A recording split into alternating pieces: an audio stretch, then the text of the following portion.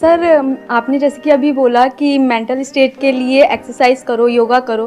तो पहले तो मैं फिजियोथेरेपिस्ट हूँ, ठीक है। मैं सुबह से मतलब योगा एक्सरसाइज है मेरा डेली रूटीन है, करना भी और कराना भी।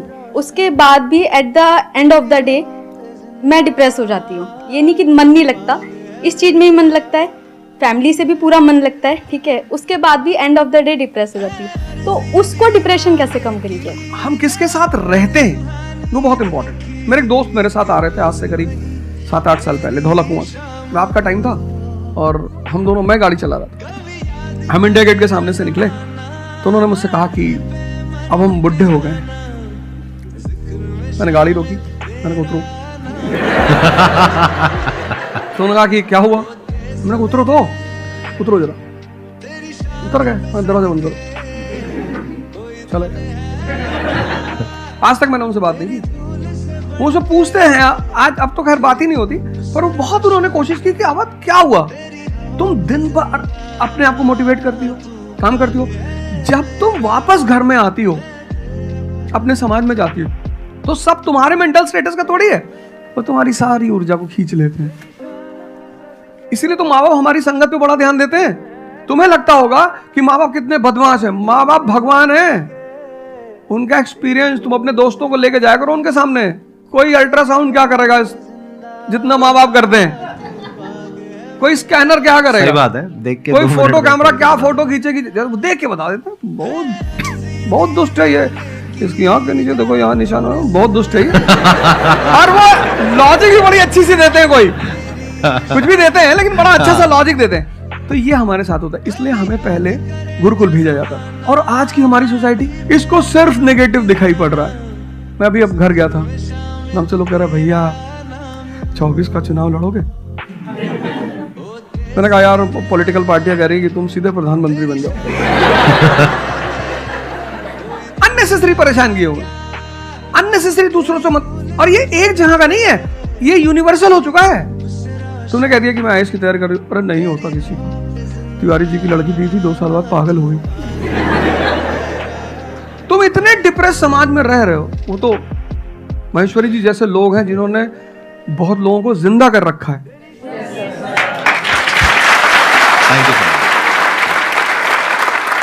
जब आपको कोई सहारा नहीं होता, आपने टाइप किया संदीप महेश्वरी, एक वीडियो आ गया, आप रिलैक्स हो गए। जब आप इन्हें सुनते हो तो आपका टेम्परेचर हाई होता है। तो एक ही आदमी को आप सुनते हो ना जिससे टेम्परेचर हाई हो, हमको सुन लिया कुछ ज्यादा ही हाई हो गया। लेकिन 2 लोगों को छोड़ दो, 3 लोगों को छोड़ दो, 4 लोगों को, ऐसे 10-12 लोग हिंदुस्तान में है, पॉपुलेशन 1 बिलियन 50 करोड़। तो तुम 10 लोगों को सुनो और बाकी जो तुम्हारे साथ 500 जुड़े हैं वो तुम्हें तो नीचे ले जा रहे हैं। इससे बचो, अपनी सर्कल को थोड़ा सा रिजर्व करो। तुम किससे बात करते हो, कौन सा लिटरेचर पढ़ते हो, लिटरेचर पर ध्यान दो। जैसे मैं रश्मिरथ पढ़ता रहता हूं, खाली हुआ, प्रसादों के कनकाब शिखर होते कबूतरों के ही घर।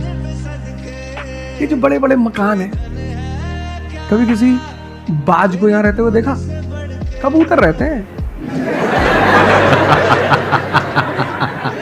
क्या लाइन है, प्रसादों के कनकाब शिखर, कितने मतलब महलों के जो बड़े बड़े शिखर, उसमें सिर्फ कबूतर रहते हैं। प्रसादों के कनकाब शिखर होते कबूतरों के ही घर, महलों में गरुड़ न रहता है, कंचन पर कभी न सोता। कंचन मतलब सोना। लग्जरी नहीं चाहिए। तुम लोग इतनी लग्जरी चाहते हो, लग्जरी आदमी को मेंटली कमजोर बनाती है। मैं आश्रम में था, मैंने ज्यादा खाना खा लिया। मेरा एक नियम है, नो एक्सरसाइज नो फूड। मतलब अगर एक्सरसाइज नहीं करूंगा तो मैं खाना नहीं खाऊंगा। वहां एक बाबा जी, वो प्रेम में उन्होंने घी पे घी डालते चले, मैंने खा लो। फिर वो हुआ कि भाई यहाँ घूमेंगे, चारों तरफ जंगल है, डरा दिया इन लोगों ने। एक बार एक भालू एक आदमी की टांग काट के ले अरे मैंने कहा आज कोई भालू नहीं आएगा, मैं जाऊंगा। फिर मैंने 4-5 लोगों को तैयार किया अपने साथ, उनको थोड़ा मोटिवेट किया कि जंगल में घूमने से ऑक्सीजन लेवल बढ़ता है। वो लोग भी तैयार हो गए कि चलो। तो हमारे साथ एक साहब अमेरिका से आए हुए थे, वो भी वॉक करने निकले, बोले हम भी चलेंगे। मैंने कहा भाई साहब तुम जा रहे हो? कहते हम भी चलेंगे। मैं उनका नाम नहीं लूंगा। 1 किलोमीटर के बाद उन्होंने मुझसे कहा मेरे बैग में यहाँ बहुत पेन हो रहा है। 1 किलोमीटर। तुम लोगों ने पता है अपने आप को कष्ट देना छोड़ दिया है। You are dying for luxury, you have become weak physically and mentally. थोड़ा थोड़ा सा कष्ट दो अपने आप को, थोड़ा टेम्परेचर हाई रखो, थोड़ा बड़े टेम्परेचर वालों के साथ रहो। हमने अपने आप को कष्ट, हम कौन सी नॉवेल पढ़ रहे हैं? Half girlfriend. अच्छी है, अच्छी है, अच्छी, मैं ये नहीं कह रहा हूं, मैं कुछ बोल देता हूं। अच्छी है मतलब आपने पढ़ी है।